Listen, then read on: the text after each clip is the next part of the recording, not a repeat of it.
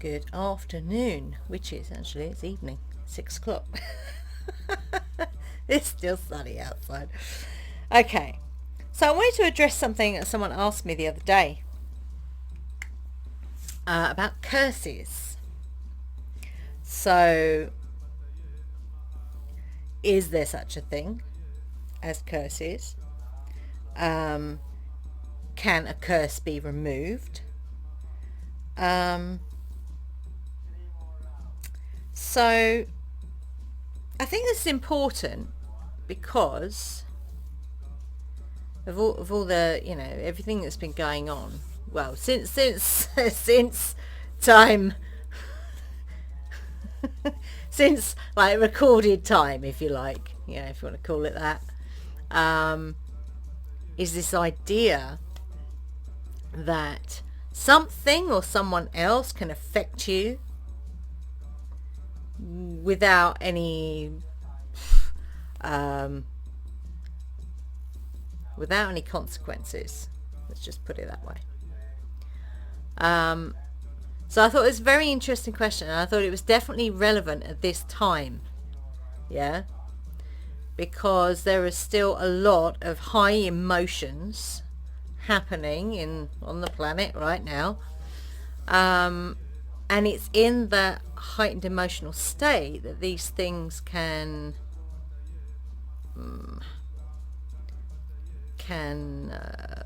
manifest, if you like.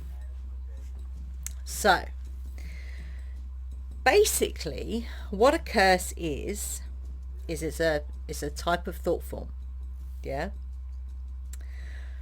So a thought form, and in fact, if you look at our video in March 2020, we were talking about this whole con being a thought form. Go and check that video out.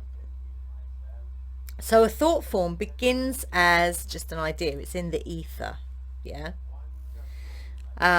For example, an example of a positive thought form, if you want to call it positive, it depends what stance you take. The tooth fairy is a thought form. Yeah. But it's kind of like an independent thought form because lots of people feed that particular thought form. Yeah. So it then becomes a thing because then you have to put a coin under your child's pillow to keep that thought form going. Yeah. So you feed it. Energy flows where attention goes. Yeah. So if you're giving something attention, you're giving it energy. You're giving it your energy. Yeah. And a thought form needs your energy to be able to become manifest in this reality. Yeah. That's why if you shun something and completely, just give it no attention, it literally goes away. Because a thought form, unless it has become an independent thought form, so it then takes on a life of its own. Yeah. War is a kind of thought form, but it's now an independent thought form because it's been fed by so many over so many years. Yeah, that it's now got a life of its own. But it would have started as a little tiny idea, yeah, in the ether, which has now become manifest. So, curses. So, a curse is basically a thought form. Yeah. Then as more and more people give it and their energy, it grows. It's a bit like a cloud. Yeah. So the cloud gets bigger and bigger and it gets darker and darker. Yeah. Until it actually becomes a thing. So if you watch how clouds form, it's like it starts as nothing. Yeah. And then as it gets energy, it builds and builds and builds and builds. Yeah. Until you see it moving across the sky and you think, oh my god, that looks like it's going to chuck something at someone at some point.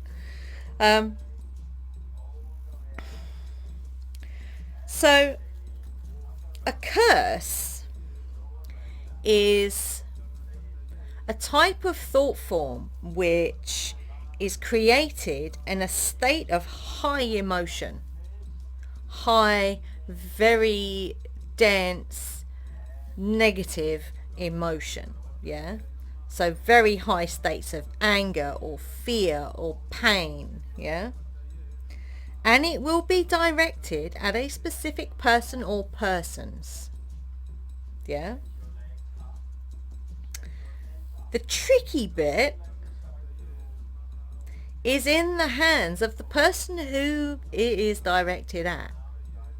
So if you believe 100% that something can come into your being and affect you without your consent, then absolutely, a curse is real for you, 100%. However, if you know that we are beings of infinite creative power in this dense form chosen by us, yeah, and that we are infinitely powerful, then you will know that nothing external to you can affect you unless you give it consent, unless you say, yes, I completely believe that, so that is the road that you go down.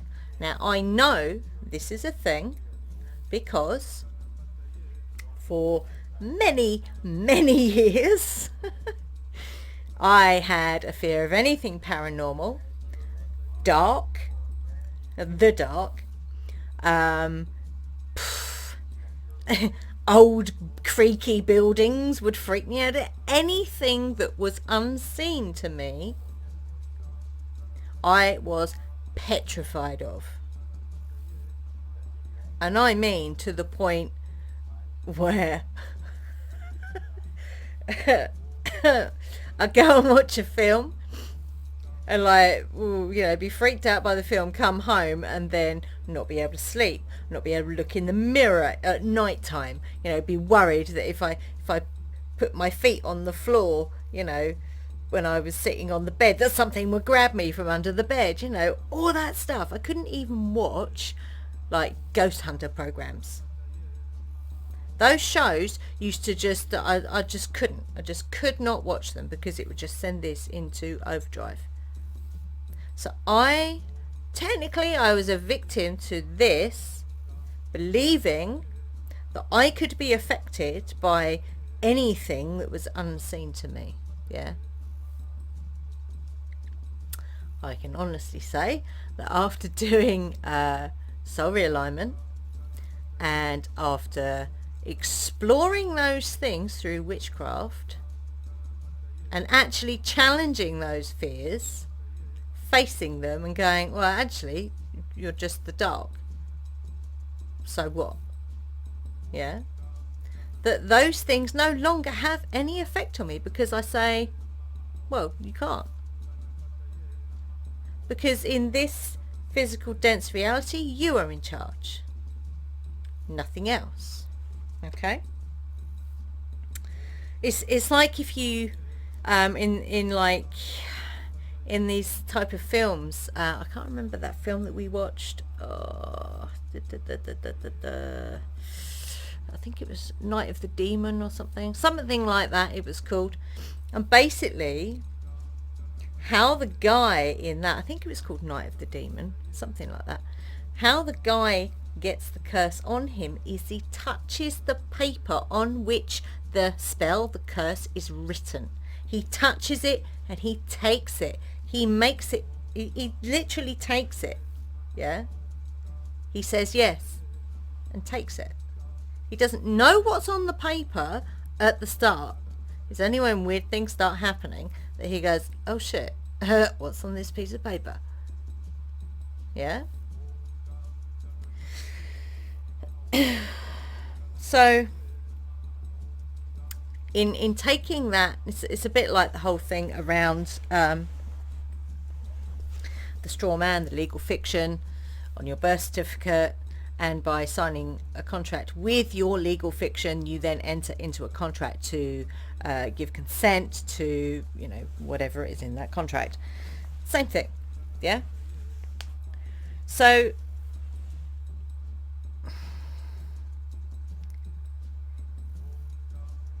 by saying to yourself, yes, I believe that there's something out there that can actually get me, ghost, whatever, yeah, spirit, whatever, then you are literally signing a contract to say, yes, you can affect me. Yeah? So, recognizing that you are a powerful, divine creator being, choosing to experience this dense reality that we're in. Okay, it's a choice, always a choice. That shows you we are in control. That shows you that if you don't want something coming in, you just say no. It's you're drawing a line. Yeah. So we choose what we experience in this reality, and nothing can be put on us unless we allow it. If we give it permission, then yeah, by all means it can do its magic. Yeah.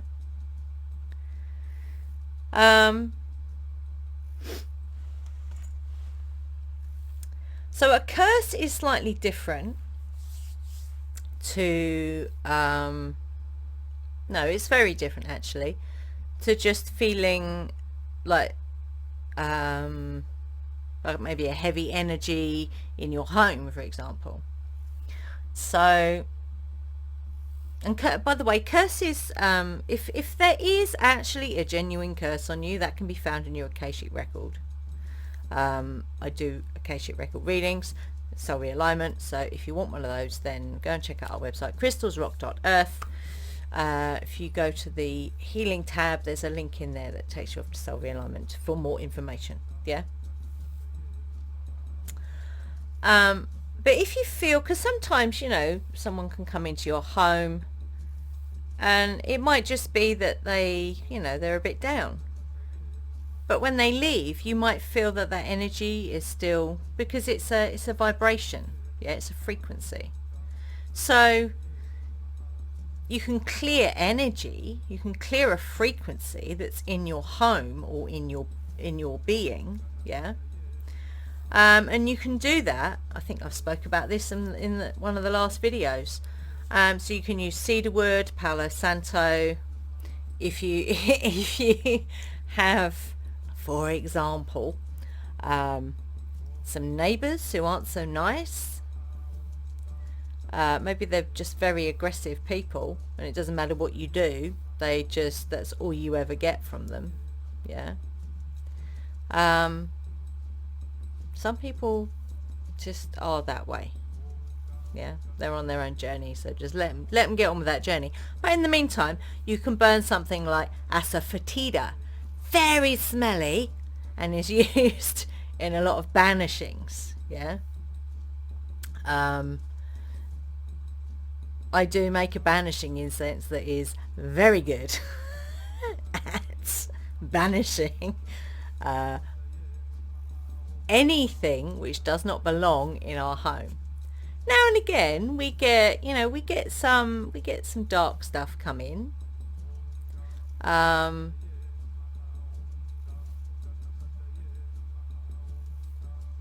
Dark, I don't know if dark's the right word, but it can be. We always know if there is something in here that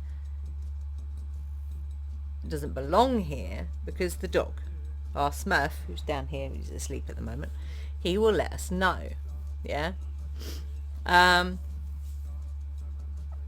that could just, that could be it's come in through a person. It could be it's come in, I don't know, on a piece of furniture, for example, because furniture, especially if it's wood, will store energy. So if you bring any furniture into your house, cleanse it.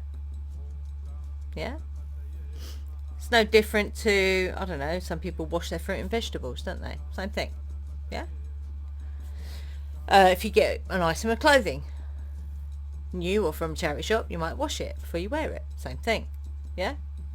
It's a cleansing. And to be honest, it's good practice to do that anyway, even if you don't practice magic, even if you're not a witch. Yeah, banishing incense works as well. I like to just do that because it keeps any the dense energy, yeah, which we're wading through at the moment. So our banishing incense, you could also use the lesser banishing ritual of the pentagram, for example. Yeah. But ultimately, it's here. So if the mind believes 100% that something can be attached to you, then things will attach to you. 100%, yeah? So working on yourself, the great work, the inner work, yeah, the self-inquiry, is the best way to clear any kind of energy, to clear any kind of blockage, yeah, to clear any kind of Akashic record stuff, because when it comes to soul realignment, I can go in and clear your Akashic records, but then if you go back to doing the same things again that you were doing before, then that clearing doesn't take, if that makes sense. So if you fall back into the old routine of what you were doing before, then that stuff just gets attracted back to you. Does that make sense? What else did I want to say?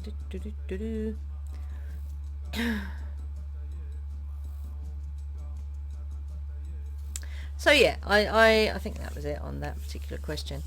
So if you've got any questions, pop them in the comments below. You might have a completely different outlook on it. I have to say,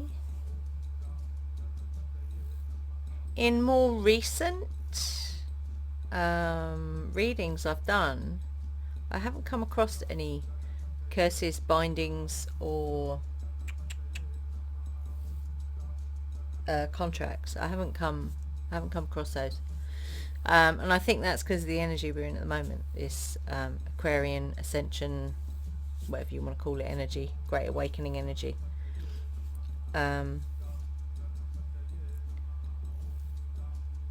Because if you are already making better choices in alignment with your soul, then that stuff clears anyway. Because, you know, yeah, I can go in and do the clearing, but it's up to the individual, yeah, to then walk through the door with that. So your soul realignment opens the door, but it's up to you whether you walk through that door or not and make different, better, more aligned choices, yeah. And it's through making those different, better, more aligned choices that enables you to be able to stand in your amazing creative power. Yeah? Your infinite, amazing creative power in universal love energy. Yeah? Boom. Yeah? Anyway, I'm going to stop there because it's been nearly 20 minutes. So yeah, I hope you've enjoyed this video. But, you know, comment below if you've got any questions. I'm always happy to answer your questions. Until I see you next time, even.